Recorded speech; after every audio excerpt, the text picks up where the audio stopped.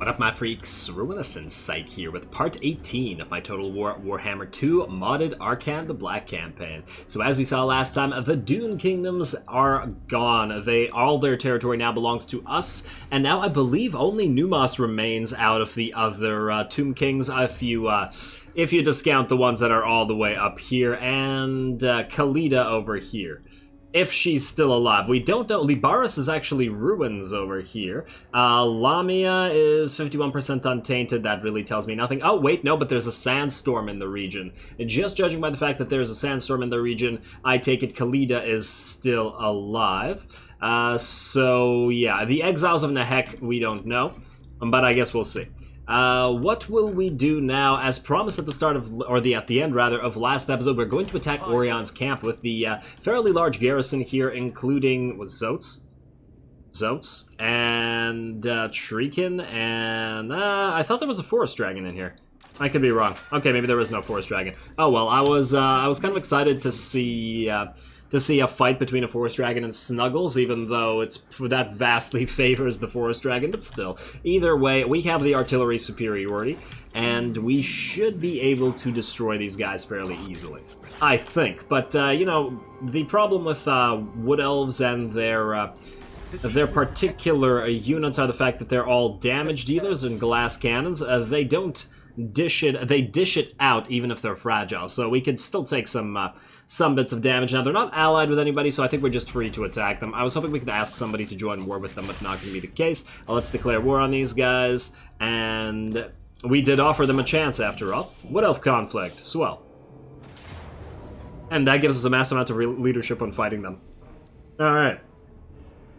Let's take a look at what we're actually facing here. Yeah, so no Forest Dragon. We do have some monstrous units between the Zotes, the Treekin, and the Tree Man. Nothing in the main stack here, which is just going to get ripped apart by artillery, or at least that's the hope. Let's move Arkhan into Encircle, and let's have you, King Kura, move in right behind him. And obviously this is going to be a nice cinematic battle. A big old battle. Not going to go into channeling, just going to stay as we are. Let's attack. Let's hope that our support... Wow. I like the fact that our supporting army offers almost nothing to this. Like, the AI really completely discounts the power of this army. This barely changed after we added it. That's kind of hilarious. But obviously it's a supporting army. It's not going to be able to stand up as an army on its own. That's not its purpose. Anyway, let's do this thing.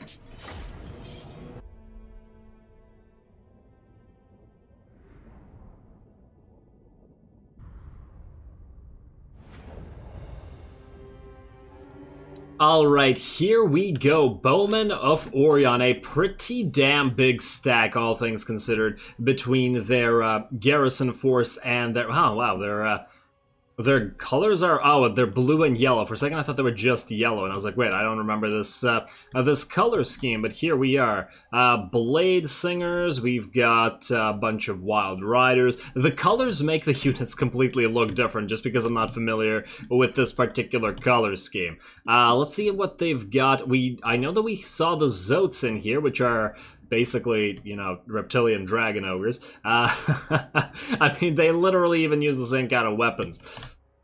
Hey, Zotes. How you doing? Let's see. What else we have here? We have Treekin. I believe we have a Tree Man over there. Lots and lots of range units. We got some Wildwood Rangers over here, and Eternal Guard we don't really give a damn about. But the giant pile of range, that's going to be for our artillery to take care of. Now let's take a look at our setup. Obviously it's going to be pretty simple, and luckily this is the type of map, being an attack on the Wood Elves, that forces our army to actually appear behind us. There's actually no option for it to appear reinforcing here, I think. I'm not 100% sure, but I did notice that we can only set up in the small area. So I assume, just like any city, our forces can only appear where we set up. Anyway, we have basically the same setup as usual, with the Whites of Stone Tarn guarding all of the rest of our forces. We have our reinforcements coming out, and we have Arkhan in the front, ready to start summoning some undead. Standing there, probably waving his sword around, telling the caskets to fire. I know, look at all those trees in the background. They'll be dead soon, guys, not to worry. They'll all be husks and they will be swallowed by the desert, just like the Dune Kingdoms their neighbors were. So we begin by summoning a couple units. We got our Kemerian War Sphinx moving in. Okay, maybe we don't begin by summoning. I swear I told him to summon it pretty early on, but maybe I'm crazy. Oh no, we have to wait until all the units have arrived. So that'll happen, but until then we have artillery fire. You can see that the damage is already pretty decent. As I was saying earlier, these units are pretty darn fragile, despite the fact that they're damage dealers, so they are going to take quite a bit of a beating. And there's our first summon, and our second one. Zombies and Skeleton Warriors coming in at the same time. We got... Oh, what a miss. Come on. I guess that was actually expecting the archers to stop moving here, because it looks like it was leading them, but then they stopped to start to fire. Oh well. Oh well, so we got exchange of range fire happening right now. We have all of our aerial units hovering in the air, waiting to join the fray. Obviously, we are going to try to get our tar pit units to get killed first and try to absorb a lot of the fire. But the enemy are focusing our Legion of Stonewrath Tarn. Unfortunately for them, they have pretty great missile resistance, and on top of that, I threw in the Neru's Incantation of Protection, which was quite cheap and just prevents them from really taking any damage at all to the relatively decent amount of range fire coming in and damaging them. These ones doing the same thing. They don't actually have the benefit of the Neru's Incantation. They're also not taking a crazy amount of damage. Shields plus armor plus missile resistance, lots of good stuff. These Zotes are wading into the Skeleton Warriors, and I do expect the Skeleton Warriors to get pretty darn wrecked, pretty darn fast, not the good kind of wrecked. And I do want to see if these guys' animation differs from the Dragon Ogres at all, although I don't expect it to. And we are going to try to do at least some damage to them with our own missile fire. And, that big old maul only knocks back 4 units? Okay, well, that's probably, it would probably be pretty cheap if they could knock back, like, a dozen. Each of them could knock back a dozen units like Kolek can.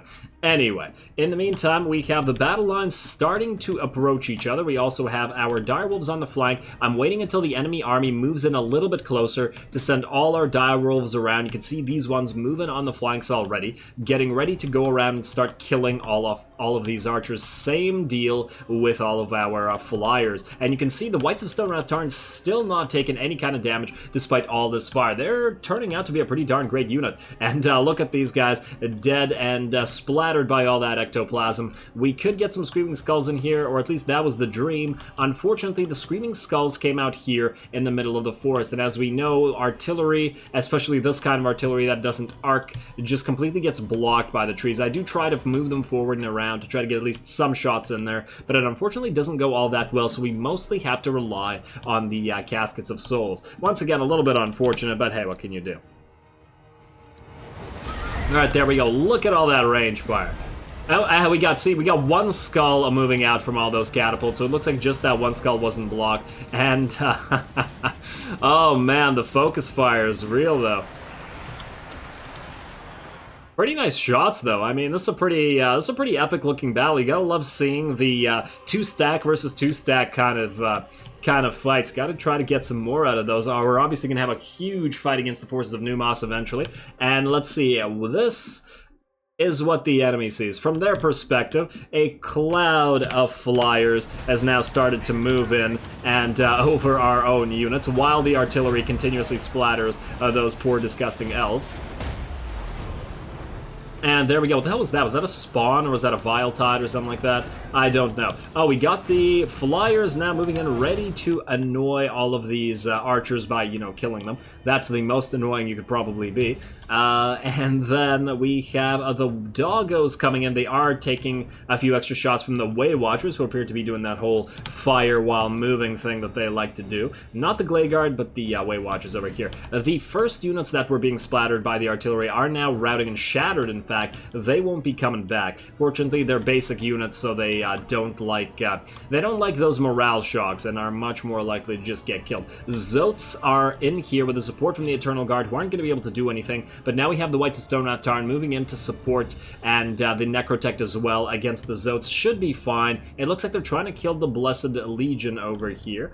And while that's a laudable goal, I don't think they can easily get through the Legion of Stonewrath Tarn.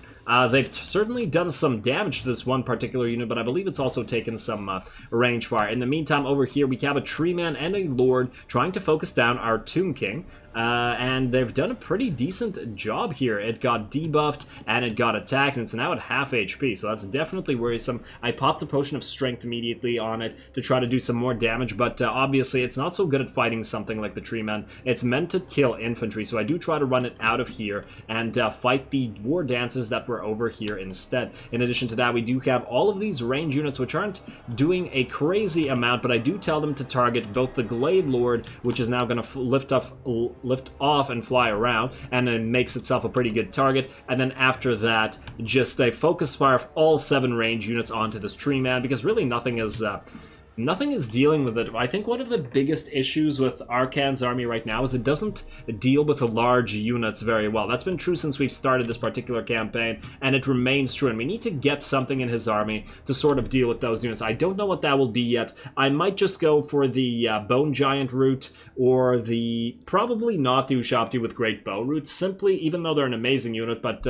because we're going to get a ton of them into the Ushabti army, because I'm going to have an army that's basically nothing but Ushabti and a couple Necrotects for the Ushabti Lord. So that one's going to take up all the Ushabti capacity. I don't know who else would take the Bone Giant capacity, although maybe once we have Hex Rate, they would be able to deal with this sort of stuff themselves. Anyway, let's get back to this. You can see all the flyers in here, just obliterating all this. Like the... once again, this just always reminds me of 40k and Tyrannid Gargoyles. That's exactly what I expect to see Gargoyles attacking Guardsmen. Very, very nice. And this is why it's fun to have a supporting army like this, because how otherwise would you have a giant host of bats annoying this many range units? And obviously we've told our artillery to stop doing this, firing over here, because they would also insta-kill all these bats. And there we go, the Lord is getting focused down in the air by those range units, as I had said earlier. It's actually almost died, and then as soon as it gets away, I tell them to start firing on the Tree Man. Probably actually should have gone after the bats over here. Another single Screaming Skull coming through. I don't know if he managed to kill that one unit. And then these ones, the range units that are not being attacked by our bats are the ones that are being pelted by artillery. Oh, look, a couple more Screaming Skulls. Good job. Now it's time for the doggos to come out of these woods and proceed to do the exact same thing that was happening on the other side. The range units have been absolutely decimated by our supporting forces, whereas the main force is actually doing a pretty decent job. You can see the Tree Man slowly starting to drop, but the Tomb King certainly has taken damage. Now that it's in and among the War Dancer unit, it is actually able to contribute a little bit more than before when it was getting wrecked. Look at all that range fire on that Tree Man. Doing pretty decent, especially because we have that Armor Sundering debuff. I think that's going to tell for a lot. And once again, can't see really anything because of the effect, but hey, whatever. Zotes are also doing pretty good. They've taken some damage, they've dealt some damage to the Whites of Stone Tarn. Unfortunately for them, we do get a decent amount of heals out of the Realm of Souls, and that unit will just be able to stay alive and just keep them there, even though they should be pretty good at that. Like, you can see the models aren't dying even if they're taking damage. Sorry, Zotes. No such luck there. What a nice battle. Gotta enjoy this visual feast over here. And now I believe the Tree Man has gone down to the range fire, and now these Treekin are going to be our next target. We've also summoned our Ushabti on the flank over here, where 2 units of Nehekaran warriors are trying to fend off the flanking portion of their host. Going pretty well in our side. The Ushabti are gonna die, but the rest of the units should be fine. We also have a range unit over here and another one over here. The Nehekaran warriors are way too slow to catch those, but fortunately we can just retarget the artillery to go after these guys there and deal with them. There we go, and since they're standing perpendicular like they are, that single volley basically finishes the unit. Lovely. And we will have more coming in quite soon. So there we go, Nehekaran warriors fighting in the water. We also have this Waystalker. I think it's been tied up since the beginning of the fight. Ever since we sent the bats out here, I sent them to attack this Waystalker, and it can't move and can't really do anything. Its melee is not really good enough to kill them in batches, and it just slowly kills them one by one. So the bats are having a pretty decent time. They've actually only lost one because of the melee defense. The same thing is sort of happening over here, but these units are more hurt, and they are attacking Way Watchers instead of a single unit. They've taken some damage, but they did win in the end, and look at all of those shattered units. These are all the range units. There's another Waystalker right here, exact same thing happening with a batch of bats. Batch of bats, hey, I haven't said that yet. Surrounding them, or maybe I haven't, didn't draw any attention to it. But you know what? That doesn't sound like me. Anyway, we have this flank pretty much shored up. Snuggles is fighting the Treekin, or at least distracting the Treekin, while the Nehekaran warriors try to deal the actual damage. We have the Assyrians Legion of the Underworld, one of the stars of this campaign. 100% is trying to chase down this unit of Deepwood Scouts, who can't really even hurt them.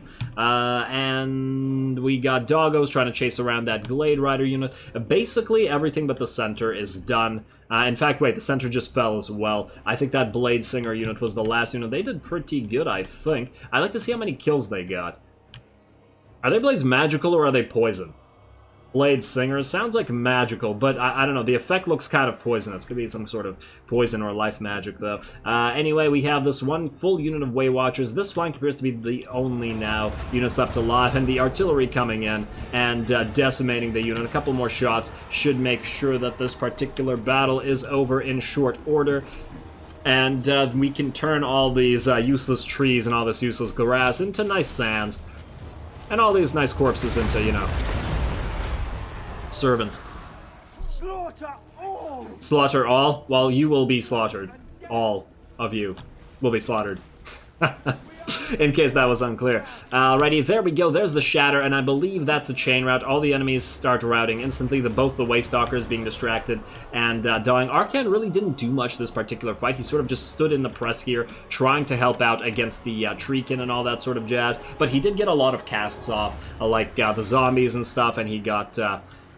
I believe he got 2 uses out of the Invocation of Nehek, so he did do quite a bit of healing, and I do wish that you could see how much healing was done by a particular unit at the end there. And there it is, the end of the Bowman of Orion. I don't know whether this is going to be the last fight that we ever get with the Wood Elves, but if it is, I think it was a pretty fun one, so hope you guys enjoyed it as much as I did.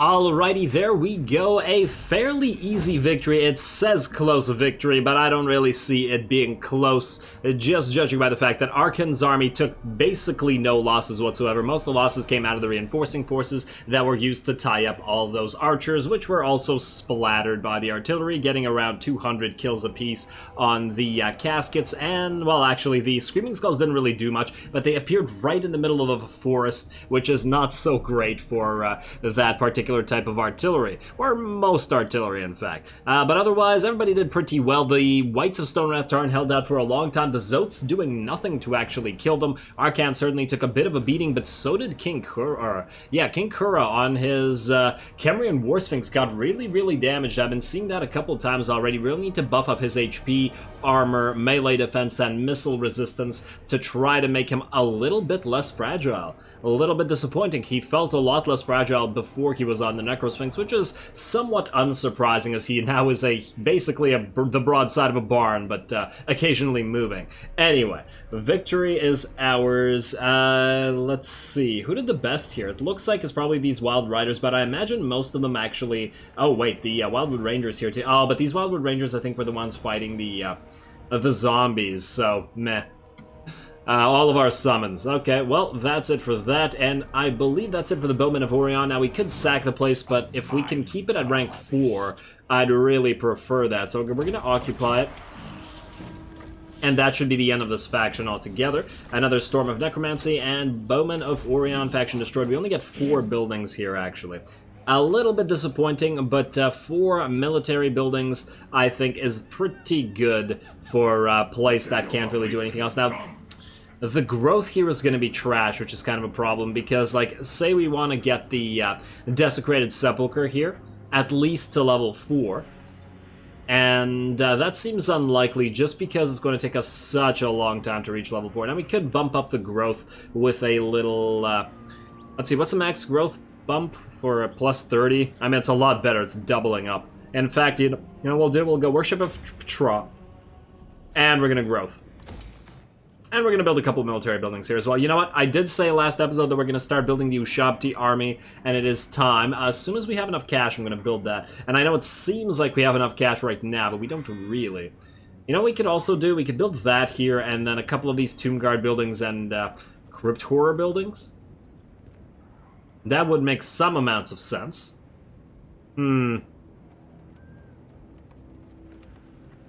Tomb Guard +1, Tomb Guard +1 versus Tomb Guard +1, Tomb Guard +1. Wait. So what's the point of getting the Royal Barracks, which gives us +1 Tomb Guard of each kind, versus getting the Nehekaran Citadel, which also does the exact same thing, but also provides recruit rank and provides, well, nothing else really.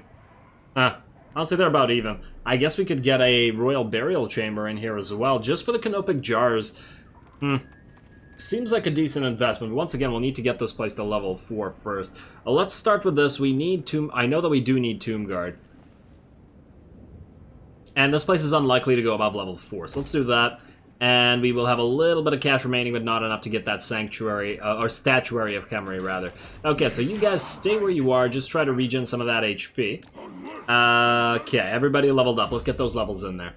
Now, you, Mr. Berect, you are going through Runic Staff to try to get towards Vicious Curses, which, yeah, fair enough. We need to spam this all over the place to power up our Caskets and our Screaming Skulls, I want to say. You're immortal, right? Yeah, looks like you are. That's pretty good. What about you, my friend? You, I guess we're going through Woundmaker right now to make you more of a damage dealer. Which, sure. I mean, we're going to get all this stuff as well. We just got to make sure we have enough points to get 1, 2, 3. So we'll have 3, and then plus another 3. That's 6, and then 7. We just need to make sure that we have 7 points available to distribute along here, and we do. So that's just fine. Oh, but if we want to get Laboratory... We'll probably want to get some stuff in here. Now, the problem there is the rest of this line is relatively useless for somebody who's in an army. Maybe ammunition could occasionally come in handy, but unlikely. Is it really worth the 10% research rate? Probably not, to be honest. Too much of an investment for a Necrotech that's not in an army. I think we'll stay out of that line. We'll keep it for the other Necrotech. Then you can just keep going into Woundmaker, get your weapon strength buffed up a little bit, and then add Conqueror on there as well. That's going to... I mean, it'll help. We're going to probably put you on the Chariot. As soon as we max out Blade Master, Conqueror, Woundmaker, and probably full plate armor, we should still have enough to get everything else here, and then that'll be okay. And then I guess you can follow your constructs along on your Chariot. And now you have leveled up as well. Prince Araru, you can go. Or almost a Tomb Strike. So let's go towards Tomb Strike. Then hard to hit. You're already fairly hard to hit. Hey, you're one of our few lords that actually has more melee attack than melee defense. Most of our lords and heroes are the other way around. Okay, so that's pretty good. We have more unassigned skill points. So what's unassigned skill points? Oh, right. We're holding on to these skill points for reasons. Yes. Reasons are important. Alright, let's damage the walls of Numos. What? You can't... Oh, we already did that this turn. Okay, that's fine. More unassigned skill points on King Setep. We don't know what we want to do with King Setep yet. And we probably won't need Grand Vizier's command because he's not going to have the... he's not going to have vampiric units in his army, most likely. So let's go Carrion Swarms for now, since we do that on everybody, and it's a seemingly pretty great skill. Otherwise, we don't need to really do anything here. We have a lot of new units that we can now recruit, and it'll be a lot more in a few turns as well. But just between the Krokagar Legion, the Zandri Black Shields, and the Golden Host of Mahrok, that's already a pretty decent host. Maybe we just make that into an army. And then another army will be the Tomb Guard army, along with these two. Yeah. Oh, wait. He can recruit the Krokagar Legion at 2... Oh, the recruitment here is pretty quick. despite being so far away. It's only the Golden Host of Mahrok that takes a long time. If only the global recruitment was more. But we could start recruiting them one at a time. If this army wasn't so full, I guess we could just get rid of the Nehekar Horsemen. Alternatively, I mean, it's just that they're not that good. They're an early game unit, and I mean, we're still using a lot of early game units, but these are for fun reasons. Speaking of fun reasons, you, my friend, need to start moving over there. You're going to take care of some Beastmen for us. We do want to get you some more Sepulchral Stalkers, but that's going to take a while.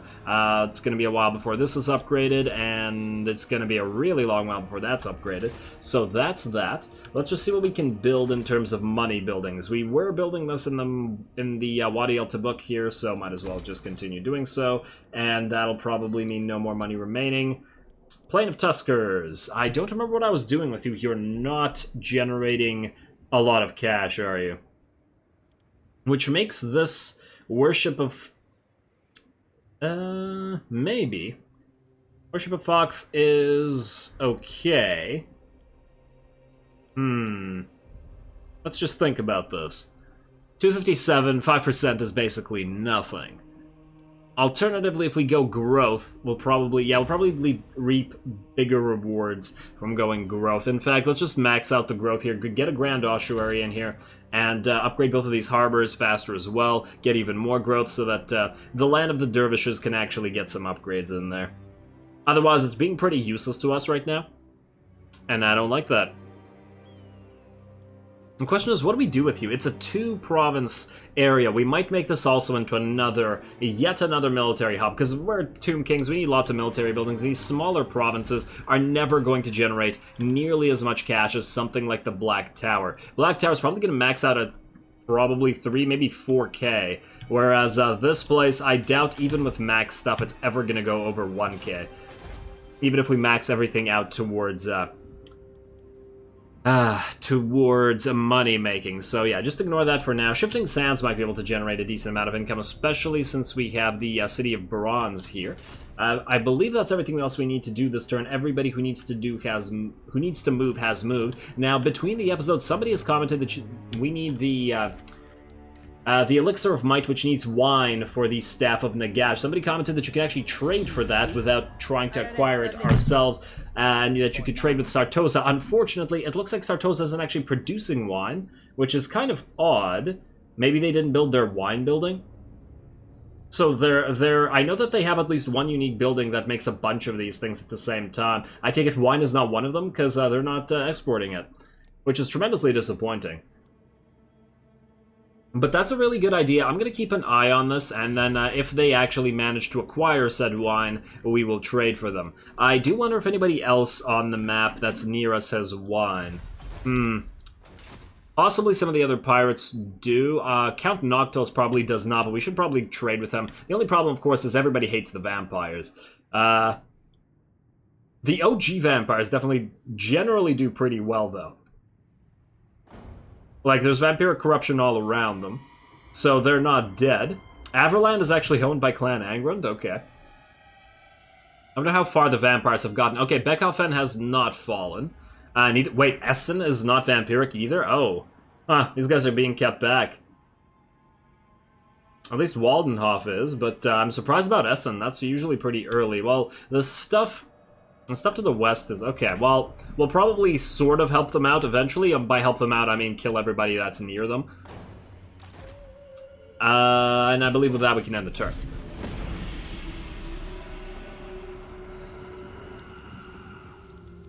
It's time to attack... Well, I was about to say attack Numos. We still have these dwarves over here, and I did say we were going to go back around to get them.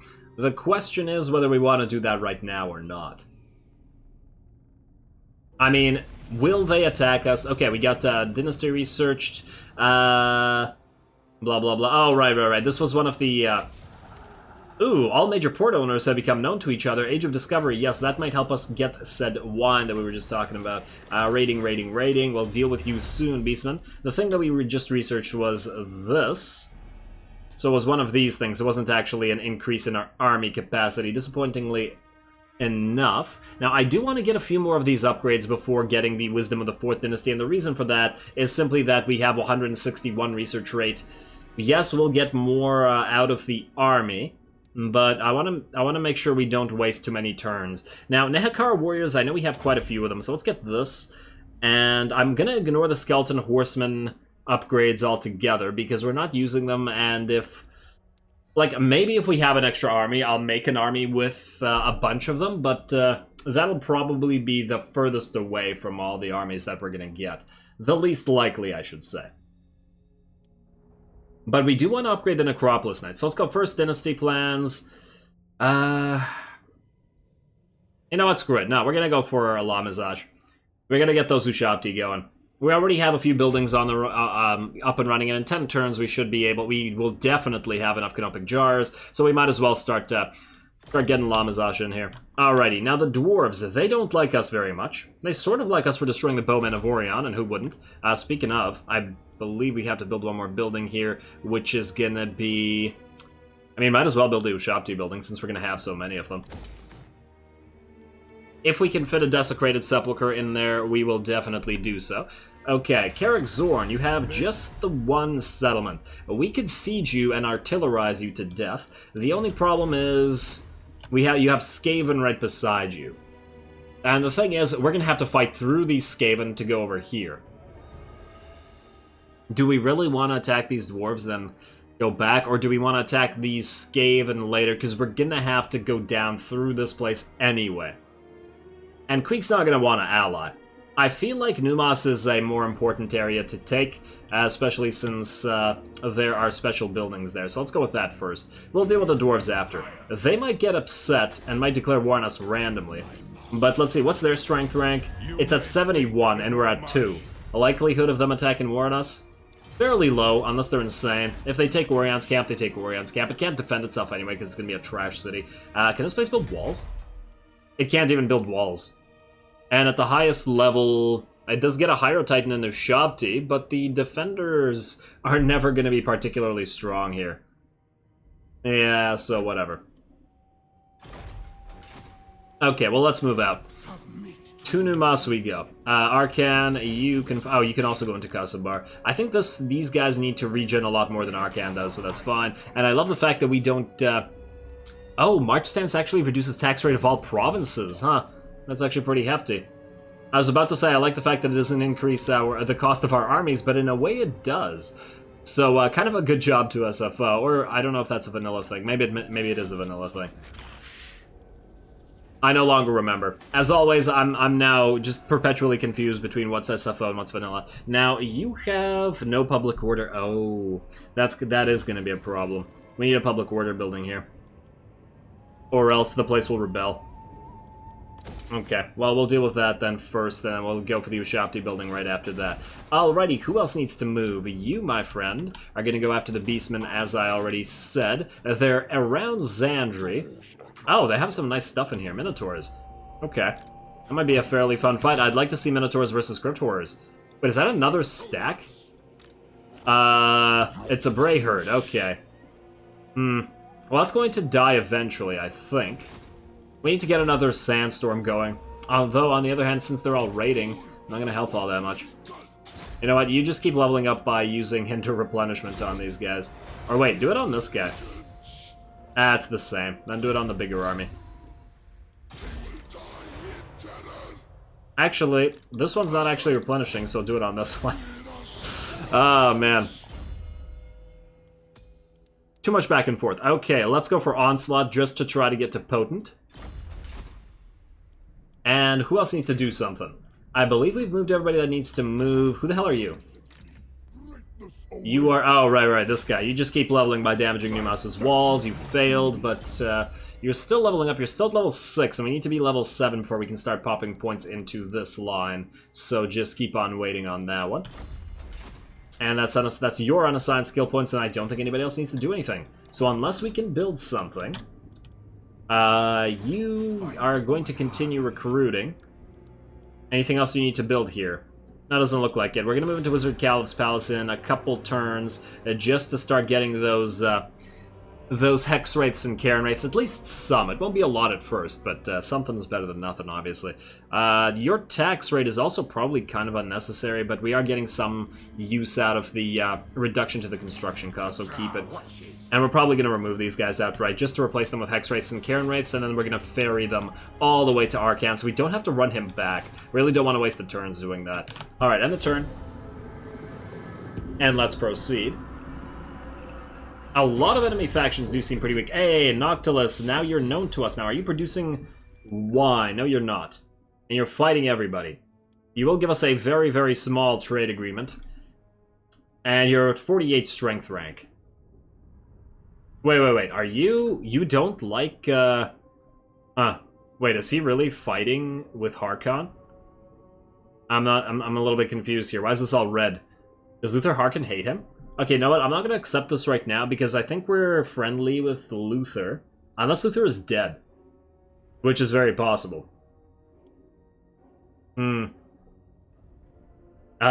two also don't like each other. So Noctilus and Aranessa don't like each other. Okay, come on, guys. Nobody's allying. Where all the good factions are allying amongst themselves. Let's wait on this for now. We'll check back in a second. Trade is pretty darn worth it with the Tomb Kings because you get money and you have no upkeep. So all the money just contributes to extra snowballing. So I will definitely look into that. But there may be other factions where we have better option. Let's see, Lich Priest should live only...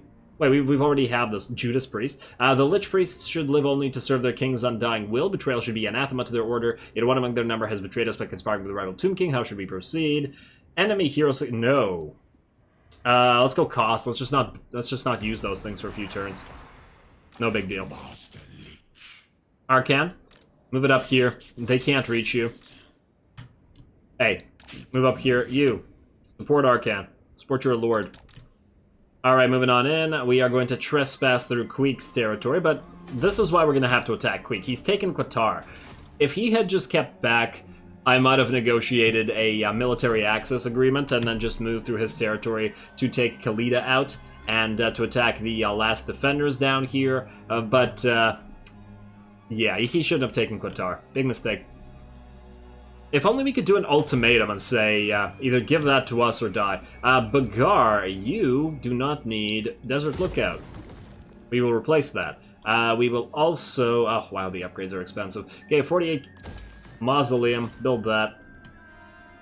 What else we have here? You're saving your points, and we're not going to do this because it now costs probably insane amounts of money. Well, 1,000, but still probably a little bit on the expensive side. Hero not moved. Okay, fine, move a tiny bit. There, you happy? What about you? Tolithor, do the same thing, just stay here. Hey, there's an island out here as well. We're going to sail out there with you. You can't hit these guys this turn.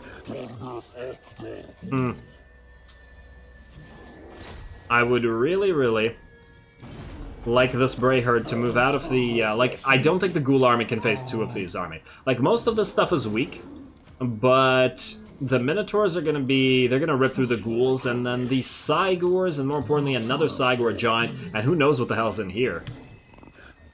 Although, on the other hand, they're right beside Xandri, so Xandri's garrison would help if we attack them here.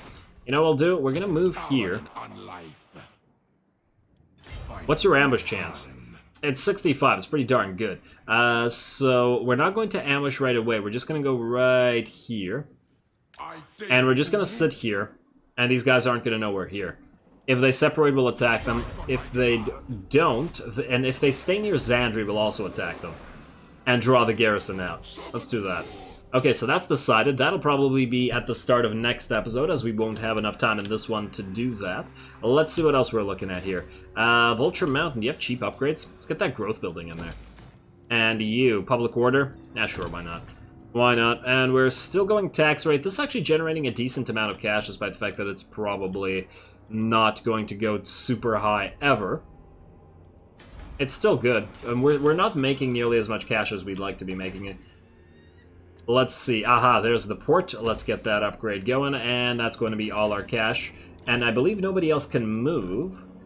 King Setep, you've completed your recruitment. So what we want you to do is we want you to go right here to the Wizard Caliph's Palace.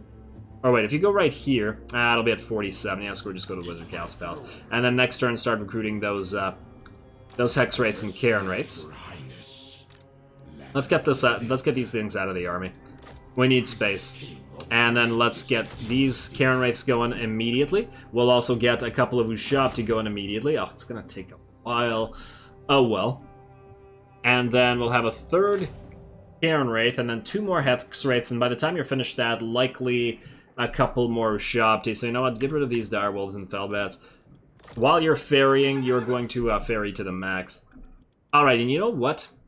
Dude, can we fit some of these things in here? I don't want to cancel out the Tomb Guard as they take 2 turns to recruit. Just cancel out the stuff that takes 1 turn to recruit.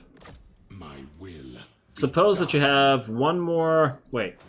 Will this increase the number of Hex Wraiths? Or Cairn Wraiths, rather? No. So it's still 3. So we'll only get another 2 units of Hex Wraiths, which will be at 17. And then probably another unit of Ushapti, which will be at 18. We'll still be able to have room for 2 more, which probably won't come out of here. Oh, unless we build the Ancient Battle Site and get a couple more, Sepulchral Stalker. Well, just the 1 Sepulchral Stalker, but still. Okay, you know what? Let's cancel that port and build those Sepulchral Stalkers while we're at it. Ah, wait. I didn't realize the port was that cheap. Damn, we'll have to wait a turn and do that at the start of next turn, because I don't remember what I built. I'm going to click on every building to find out. Alrighty, let's end this turn yet again.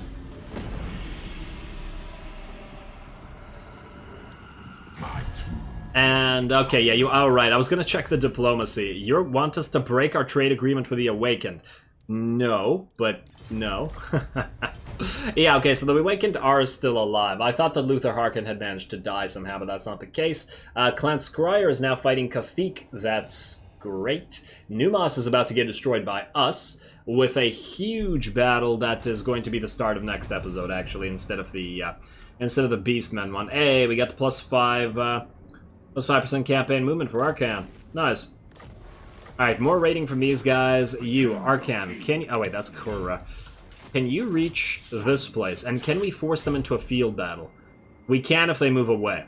Okay, that's gonna be perfect. If they move away...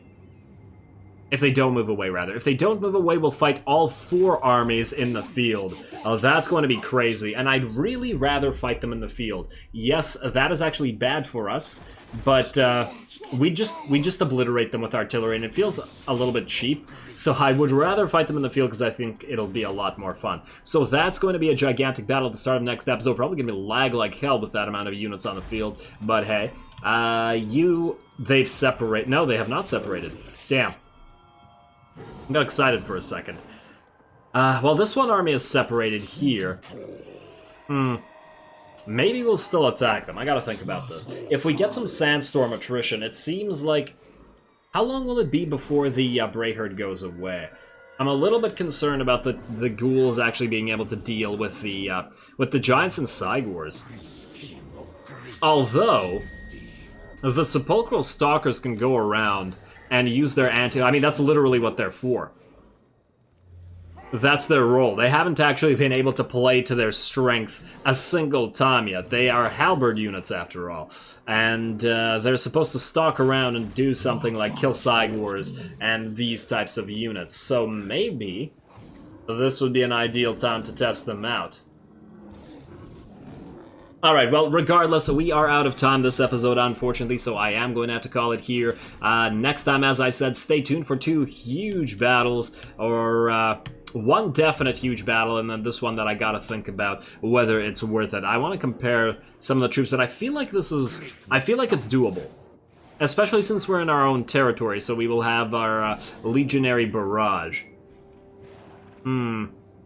And then plus we have the Stalkers to counter some of this stuff. Plus, it just plain seems like it'll be fun. And all of our units, namely the Crypt Ghouls, are very easily replaceable. So, yeah, I've basically convinced myself. Anyway, stay tuned for that next time. All glory to the algorithm.